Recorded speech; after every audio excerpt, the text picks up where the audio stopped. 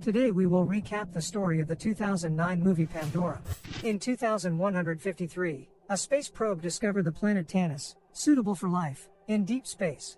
At that time, the world's population was over 24 billion people. Mankind was short on food and the necessities of life. 20 years later, the battle for resources on Earth has become extremely fierce.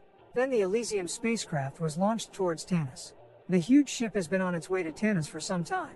Suddenly the crew receives a message from Earth. It says that the crew and passengers of the Elysium are the last people of mankind. Another indefinite amount of time passes. A man on board suddenly awakens in a hypersleep pod. He takes off his oxygen mask, convulses and screams loudly, but no one comes to help him. Thanks to the inscription on the capsule, we learn that this man is Corporal Bauer. Finally, he manages to cut the wires and get out of the capsule. Bauer gradually comes to his senses, pulls the mucus off his body and pulls out the catheters. But the man can hardly remember anything. There are obvious electrical problems aboard, so Bauer finds a flashlight and looks around. This is how he finds Lieutenant Peyton's capsule. This name sounds familiar to Bauer. The corporal puts on his uniform and finds a picture of his wife in his locker. After that, the man tries to get on the captain's bridge, but the door does not open. Bauer can't understand anything and with a scream hits Lieutenant Peyton's capsule with a piece of rebar, but he doesn't wake up. After that, there is a powerful surge of electricity, and the lieutenant's capsule opens by itself. Peyton tries to recover from his stasis and also doesn't remember anything. The men assume that their watch is about to begin, but it's strange why no one has woken them up. Bauer thinks they are alone on the ship, and they were awakened by the navigation computer. The men do not remember where they are flying, nor their mission. It's impossible to get to the bridge without electricity. Peyton turns on the backup power in their quarters and tries to radio for someone. Bauer finds a tattoo on his arm suggesting that they are Group 5. The men do not understand what happened to the fourth group, which must now prepare for an abiosis. It's also a mystery where the third member of their team, Lieutenant Cooper, went. His capsule is empty. Suddenly the men hear some sounds in the ventilation system. Peyton suggests that Bauer climb up the vent and look around in the other compartment. The corporal takes a communications transmitter with him to talk to his commander and sets off. Nothing can be seen in the tube, but Peyton promises to monitor the subordinates' movements and guide him. Power surges are getting worse. This means that the ship's nuclear reactor is now off and trying to come back on, but it needs a reboot. There is still no way out of the ventilation shaft. Bauer becomes uncomfortable. He can't breathe. He's starting to get nervous. Peyton makes him laugh and calms him down. The lieutenant then recalls that the shift change was supposed to take place every 2 years. If they are members of the fifth group, that means that only 8 years have passed since the start of the flight. At this time, Bauer falls down the shaft and ends up at the ventilation hatch on the lower level. The man lights a lantern and sees the dead Lieutenant Cooper next to him, who, judging by his condition, was stuck here several years ago. Bauer makes a dash, kicks the hatch and falls into the lower compartment. The connection with Peyton is interrupted. Bauer explores the room in which he is trapped and finds many human pods. Clanking sounds can be heard in the distance. Bauer sees a girl with his flashlight and starts running after her, but she quickly escapes. Finally, the corporal appears to think the girl has stopped, but as he gets closer, he sees that the frozen figure is not a girl, but a man who has long ago harmed himself. While Bauer examines the find, the lurking girl knocks him down and confronts him. She looks wild and makes the corporal take off his shoes. But then a growl is heard in the hallway, and the girl runs away in terror. Bauer shines his flashlight around and notices the outlines of strange creatures. Then he puts out the flashlight and prudently hides in a back corridor as well. Some creature rushes down the corridor at a wild speed. It is a creepy roaring monster with spiked fangs all over its body. He smells Bauer and is looking for him. The man hides in a corner, holding his breath. But at that moment the connection with Peyton resumes, and he loudly calls Bauer to the phone. This gives the man away, and the monster attacks him, trying to wound him with his spear. But Bauer presses himself into the wall and remains unharmed. Soon the monster leaves, taking the dead Lieutenant Cooper with him. Then the frightened Bauer gets in touch with the commander, terrified, tells him what happened and asks him to call the rescue team in any way he can. But Peyton says nothing will succeed, because he remembered something. Elysium is not designed to go backwards. They are the cargo, 60,000 people traveling toward Tanis. After these words, Bauer, too, sinks into memories. When the probe first landed on Tanis, he was a child and watched the live broadcast with his father and mother. Water, plants, and everything necessary for human life were found on the planet. The decision was then made to send the first settlers to Tanis. With that in mind, Bauer realizes that the journey on the Elysium is a one-way trip. The man thinks of his wife again, but can't remember if she is flying to Tanis or not. Bauer is very nervous and wants to go in search of his wife to save her from the monsters. Peyton asks the corporal to calm down and concentrate on saving the ship. Bauer listens to him and finds a non-lethal weapon. He then asks Peyton to find him a route to the reactor to restart it manually. Bauer sets off and suddenly feels a strange jitters. He fears that this is how the symptoms of the insanity that astronauts call Pandora manifest themselves. It all started when an officer on a 2-year watch on a spaceship called Eden had a nervous breakdown. He went crazy, decided their flight was cursed, and ejected 5,000 passengers into outer space. Of course, no one survived. Remembering this, Bauer tries to shake off thoughts of the Pandora. The man continues to move down the corridor and discovers a motionless man. Suddenly he regains consciousness, and Bauer saves the unfortunate man. He turns out to be a member of the 6th group, for some reason long awake. Realizing that Bauer is unaware of what is happening on the ship, the man begins to slather on some brown liquid on himself. It is necessary to neutralize their smell and escape from the monsters. Suddenly the men hear the monsters growling, run away and hide. But the monsters do find the officer of the 6th group and drag him after them. The creatures are intent on killing the man. Bauer tries again to save him, but nothing works. Then he runs to save himself. The man runs through the corridors, but soon stumbles and falls from a great height. Bauer is saved only by a rope, which he miraculously clings to. The communications transmitter falls off the ledge and communication with Peyton is lost. The monsters pursue Bauer, but at the last moment a nimble guy with a spear comes to his aid. Having escaped the chase, the men hide behind the gate of one of the compartments. The savior's name is Meng. He speaks a language unknown to Bauer, but he looks friendly. From the tattoo on his arm, the corporal realizes that his new comrade is from the agriculture group. After that, Bauer goes to the food supplies. This is where the nimble girl he met earlier jumps on him, but now Meng comes to the guy's rescue. While fighting ensues between him and the girl, Bauer fires his gun into the air. The two wildlings are frightened and heed Bauer's words. He says they have to stick together and asks them to escort him to the reactor. Meng shows signs that he knows the way. The roar of monsters is heard again, and the three of them start moving. The girl's name is Nadia, and she thinks that the way to the reactor is too dangerous, because no one has ever returned from there. But Bauer believes it is necessary to save the ship and land it by all means. Nadia gains his trust and tells him that she woke up 6 months ago. She puts her hand to the lock on one of the doors and waits for something. The monsters start getting close to them and they desperately need to escape, but Nadia tells them to wait. Soon the door opens and, having fought off the monsters, the company runs into a bright room. The friends end up in the environmental compartment. Nadia has lived here all along. She accompanies the embryos of the animals and plants that are to settle on Tanis. On Earth, the girl worked as a geneticist. She and her colleagues spent 7 years collecting samples of Earth's biosphere to create life on the new planet. Listening to Nadia, Bauer recalls that it takes 123 years to fly from Earth to Tanis. The girl gives the corporal a cricket to eat and suggests that Elysium has been on the road for well over 8 years. Meanwhile, Peyton tries to break down the door and get to the captain's bridge. Suddenly he hears a strange sound in the ventilation pipe and closes the hatch just in case. Later, the sound is repeated, but instead of a monster, a tormented man in strange slime appears out of the hole. He begs for help, and Peyton helps him get out. The guy's speech is incoherent. He trembles and says in a weak voice that he is Corporal Gallo of the 4th group. Gallo had been on the captain's bridge and now found himself in this state. At this time, Bauer and his crew arrive at the cruise in Abiosis Bay. Almost all of the capsules are empty. According to Nadia, people were taken by monsters. Meng is wary, staying still among the pods, and Bauer wants to go back to him, but falls down onto the floor on the way.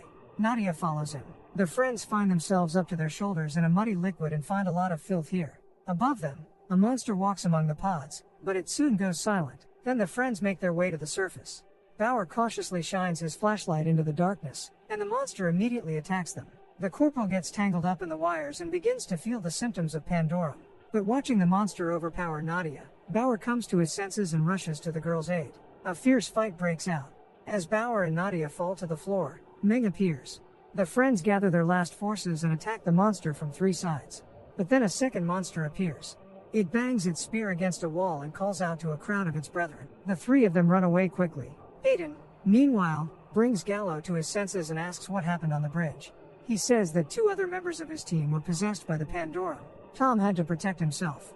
But Peyton doesn't believe him. Nadia continues to lead her friends to the reactor. Suddenly they notice an inconspicuous cabin with a closing hatch and decide to rest after the monster attack. But another man named Leland shows up in the cabin. He turns on the lights and informs them that he has lived here for a long time.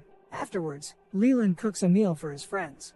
Meanwhile, Bauer discusses with Nadia where the monsters on the ship came from. The girl thinks they used to be people sleeping in pods. But these people woke up a long time ago and began to mutate because of the accelerator, a synthetic food enzyme that was fed into the capsules. The accelerator was supposed to help humans adapt to the biosphere of Tanis, but it helped the monsters adapt to life on the ship. Leland overhears this conversation and decides to tell his friends what he knows. Gallo finally comes to his senses and begins to haunt Peyton like a ghost. The lieutenant keeps a tranquilizer near him to calm Gallo down if anything happens. The young corporal paces the room imposingly, listing the symptoms of Pandorum and advising Peyton to look for them in himself. With these words, Gallo is about to tell Peyton the terrible truth. His story echoes that of Leland, who at the same time begins to tell his friends his side of the story. When the Elysium journey began, all the passengers were asleep. This went on for several years. At this time, the captain's bridge had a change of crew every 2 years. Everything went smoothly at first, and then the fourth group took over. The crew received the last signal from Earth. An apocalypse happened there, and life was lost. So, the people aboard the Elysium were the last humans in the entire solar system. The only people awake on the ship at that moment were Gallo and 2 of his colleagues. After the message from Earth, there was total anarchy aboard the ship, and Gallo massacred the other members of the crew. The only survivor got bored after that. He began to bring out of Anabiosis everyone who came to hand, and to have fun with them in a peculiar way. He ended up thinking he was a king. All who tried to live according to reason were destroyed by him. Soon the Mad King grew weary and fell back into Anabiosis. At this time, the awakened humans mutated, and evil spread through the ship. During this story, Bauer and his crew become uncomfortable with the poison that Leland slipped into their food. They lose consciousness. Peyton is having a hard time, too. He suffers a powerful shock when he learns that Earth no longer exists, and that there is total mayhem on Elysium. Digesting the information, Peyton feels the symptoms of Pandorum. In doing so, Gallo hypnotizes him with a frantic stare. There is a power surge on the ship, and Bauer and his friends come to their senses. While they were senseless, Leland tied them up and hung them upside down. The savage man has culinary plans for the company. Bauer tries to talk Leland into letting them go and lays out his plan to restart the reactor. Leland has been awake among the monsters for years and is not inclined to believe in a miraculous rescue. But he notices that lately the voltage is spiking more and more often, which means that the reactor will soon stop, and there will be nothing left of the ship. Bauer insists that the reactor must be restarted immediately. The corporal promises that no one will judge Leland for his past gastronomic atrocities, for he was simply trying to survive in this hell. These words impress Leland, and he releases the prisoners. Bauer immediately convinces his friends that they are a team and contacts Peyton on Leland's radio. According to Bauer's data, Peyton calculates how long the reactor will last. The friends have 47 minutes to do everything. Peyton then lines up a route to the reactor. All 4 friends hit the road. Suddenly they meet a baby mutant. Meng tries to kill him, but Nadia asks that the child be spared. The child immediately starts squealing and calling for adult monsters. It turns out that the monsters are breeding. The friends are immediately pursued by a group of monsters, but they manage to hide. Peyton doesn't give up hope of getting to the captain's bridge, the control center of the ship. But Gallo makes gloating speeches about how Bauer can't restart the reactor because he lost his skills during Anabiosis. Which means there's no need to steer the ship anymore. Gallo insists on the need to catapult out of the ship in order to live a few more days. Bauer's team gets into the compartment where the families of the crew members were, but all the capsules are empty. Then he remembers that his wife was never on the ship. She was probably unable to have children, and they wouldn't take her aboard Elysium. Even before the flight, she dumped Bauer so he could fly without remorse. Thus, she saved his life. Suddenly, Bauer notices Peyton's wife's capsule. He immediately recalls some important information about Peyton himself. The friends continue on their way and come out to the reactor. The insane Gallo insinuates to Peyton that the reactor will not withstand a reboot, but the commander orders him to shut up and wait for Bauer to fix everything. Meanwhile, Bauer himself is trying to approach the reactor over the flimsy bridge.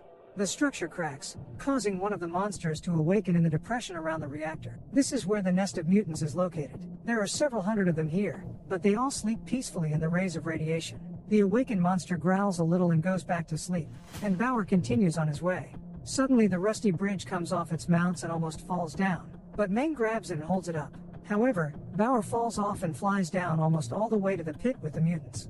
Meanwhile, Nadia runs to the reactor and begins the restart process, but cannot complete it without Bauer's help. He himself carefully goes down into the mutants' nest, takes pieces of their skin and wraps them around to hide the human smell. The conflict between Peyton and Gallo heats up. The corporal goes out of his mind and wants to eject. He points a tranquilizer gun at Peyton and forces him to begin the process of catapulting the capsule with Gallo inside. But the lieutenant launches only a simulated catapult and closes the corporal in the capsule. He becomes hysterical and shouts curses. And Bauer, in his new guise, cautiously makes his way through the bodies of sleeping mutants to the stairs leading up from the pit. But Leland, who is illuminating the room from above, accidentally drops the flashlight into the hole. The mutants wake up, start growling and looking for the source of the noise. Bauer has no trouble getting to the top, and Meng finally drops the broken bridge into the hole. The surviving mutants notice Meng and rush toward it. The man throws his spear into the crowd and runs away down the corridors. The reactor is seconds away from stopping, but Bauer manages to restart it. Panic ensues among the mutants left in the nest. Looking at what's going on, Leland runs toward the captain's bridge. Peyton is about to go to the control center, and Gallo in the capsule starts talking in riddles. He calls Peyton a corporal and reproaches him for all his sins. Bauer and Nadia wait for the monsters to quiet down and run away from the reactor, and Meng faces the head mutant in the corridor and gets into a fight with him. The monster is strong, but Meng kills him with his own pike. After that, the guy notices the baby mutant. The creature makes an innocent face at first, but suddenly slashes Meng's throat with a fast jab. Gallo gets out of the capsule and approaches Peyton with a gun loaded with tranquilizer. It's like the lieutenant has double vision. A fight breaks out between the men. The corporal immobilizes Peyton, and suddenly their bodies begin to fuse. After a dose of the tranquilizer, Gallo disappears altogether, and Peyton feels relieved. Then Leland comes running to the captain's bridge. He begins to recount his experiences, but Peyton quickly eliminates him. Nadia and Bauer also make it to the control room. At the same time, Bauer already realizes that Peyton is not who he says he is. The false lieutenant sits in the captain's chair and admits to himself that he is in fact Corporal Gallo. He was the one who received the last signal from Earth, and after that he killed his crew and didn't go into an abiosis. It was he, Gallo, who set in motion the process that caused the passengers of Elysium to mutate. And after having played around for a couple of decades, he fell back into an abiosis, but this time in someone else's capsule, which used to belong to Lieutenant Peyton. Gallo opens the illuminator, but no stars are visible behind it. While Nadia tries to figure out their location by looking up, Gallo tries to awaken Bauer's symptoms of Pandorum. He talks about how wonderful it is to give in to one's fears and forget about morality. Gallo believes that laws and morality have ceased to exist with the Earth, but Bauer is of a different opinion. Suddenly Nadia notices sea creatures passing overboard. This means that the ship has long since arrived on Tanis and lies at the bottom of the sea. Then the logbook shows that the voyage has already lasted 923 years instead of the 123 years. People could have awakened 800 years ago and lived peacefully on Tanis without mutants. Upon learning this, Bauer has a Pandorum attack and fires a shot into the electric panel, supposedly to dispose of a mutant. This damages the hull of the ship, the glass cracks, and water starts to flow in. Bauer quickly grabs Nadia and leads her to her pod. Once inside, he triggers the launch of the pod. A mutant attempts to break the pod, but is hindered by the approaching water. The capsule rushes upward, but the water makes it increasingly difficult to breathe. Bauer puts an oxygen mask on Nadia and holds his breath. Soon their capsule reaches the surface, the door flying off to the side. The friends come to their senses and see the dry land up close. Just then, more than 1,000 more intact capsules with survivors emerge from the water. They all ejected automatically due to damage to the ship's hull. Only Gallo and the mutants remain aboard the sunken Elysium. Thus began the first day of life on Tanis.